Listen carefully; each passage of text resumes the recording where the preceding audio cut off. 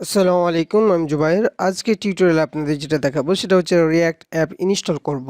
আগে আমরা এই ব্যাকএন্ডের মধ্যে এক্সপ্রেসের মাধ্যমে আমরা ডাটাগুলোকে এক্সপ্রেস এবং মঙ্গোডিবির মাধ্যমে আমরা এপিআই তৈরি করেছিলাম, ঠিক আছে, ব্যাকএন্ডে। এবার আমরা ফ্রন্ট এন্ডের মধ্যে কি করব, বুটস্ট্র্যাপ আমরা ইউজ করব, ঠিক আছে।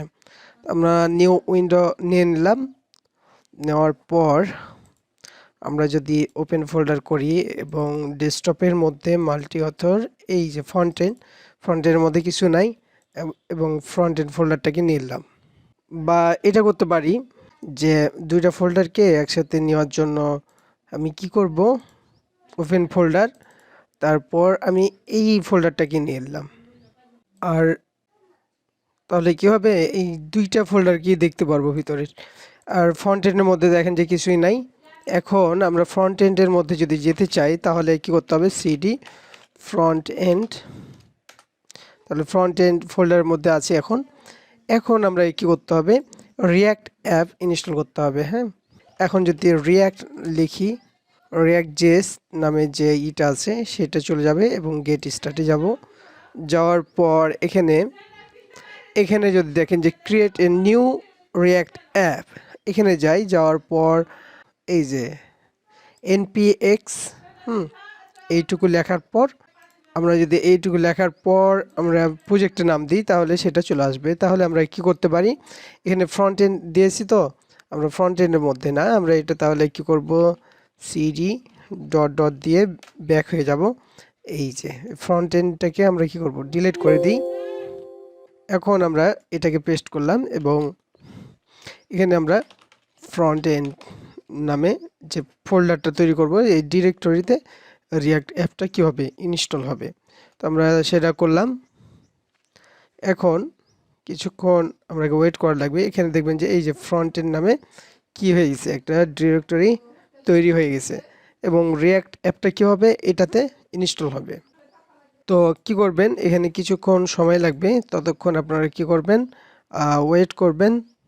আর এটাকে আমরা কি করব, উপরে নিয়ে নিলাম। এটা ইনস্টল হতে কিছুক্ষণ সময় লাগবে, আপনারা সময়টা দিবেন।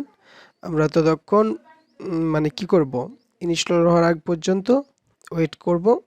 ইনস্টল হওয়ার পর থেকে আমরা কি করে দেখাবো, ততক্ষণ আমরা কি করব, এটাই ভিডিওটাকে স্কিপ করে নিব। তো এখন দেখেন যে প্রজেক্টটা কিন্তু আমাদের ইনস্টল হওয়ার শেষের পথে।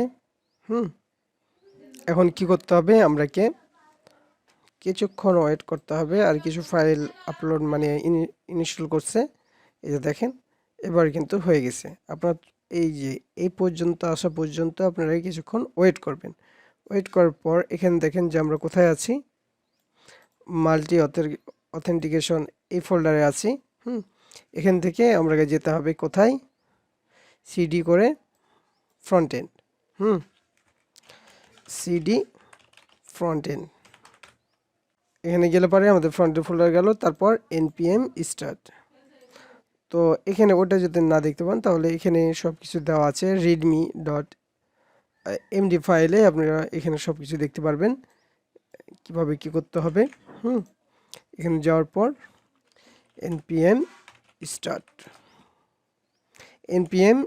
যদি করেন তাহলে দেখবেন যে আমাদের প্রজেক্টে কি হয়ে যাবে, এই রিয়াক্ট প্রজেক্টে কিন্তু কাজ করবে।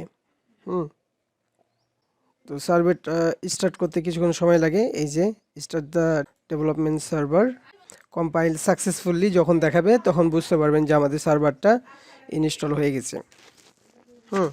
এখন আমরা যা করব সব কিছু লাইভ দেখতে পারবো। তো আমরা এখানে এটাকে এখন কেটে দিলাম। এখন আমরা কি করব, এই যে এভাবে আমরা ব্যবহার করব।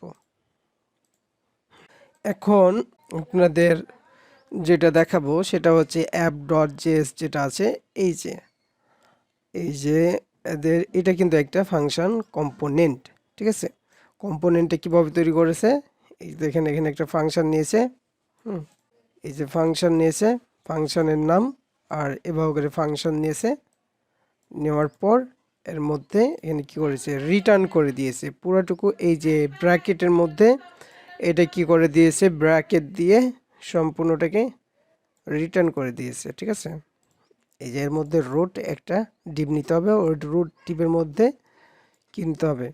আপনি যে কোনো HTML কম্পোনেন্ট লিখতে পারবেন। এখানে দেখেন ক্লাস শুধু আমরা ব্যবহার করতে পারি, কিন্তু এখানে ক্লাস নেম ব্যবহার করতে হবে। রিয়াক্টে কি করতে হবে? ক্লাস নেম ব্যবহার করতে হবে। তো এগুলো আস্তে আস্তে বুঝে যাবেন। তো দেখেন এই লেখাটুকু আমরা একটু যদি চেঞ্জ করি, this is my first app যদি ব্যবহার করি, এই যে দেখেন এটা কিন্তু লাইভ চেঞ্জ হয়ে যাচ্ছে। তো এর এখন দেখেন, এখন যদি দেখি যে কি সার্ভারটা এখন শুধু এই রিয়াক্ট সার্ভারটা রিয়াক্ট অ্যাপটাকে স্টার্ট করার জন্য যে সার্ভারটা, সেই সার্ভারটা শুধু অন হয়ে আছে। এখন ব্যাক এন্ডের মধ্যে যে সার্ভারটা আর একটা এক্সপ্রেসের জন্য যে সার্ভার দেওয়া দরকার, সেটা কিন্তু আর দেওয়া নাই। তো এটাকে যদি আমরা কি করি, স্টার্ট করতে চাই, তাহলে আমরা কি করতে হবে, আর একটা আমাদের টার্মিনাল নিতে হবে এবং এখানে সিডি ব্যাকএন্ড ব্যবহার করতে হবে। তাহলে এখানে গেলাম এবং ব্যাকএন্ডের জন্য যে আমাদের npm রান তারপর কি দেব দিই, সেটা ব্যবহার করতে হবে। তাহলে এটার জন্য যে সার্ভারটা হয় সেটা দেখতে পারবো। দেখেন আমরা এখানে কি ব্যবহার করেছি, এখানে একটা ইরর দেখাচ্ছে, হ্যাঁ, পোর্ট নাম্বার নিয়ে। তো এখানে আমরা কি পোর্ট ব্যবহার করা আছে আমরা একটু দেখে নিই। এই অ্যাড্রেসটা অলরেডি ইউজ করা আছে তাই বলছে। তো এটাকে আমরা যদি চেঞ্জ করে দিই,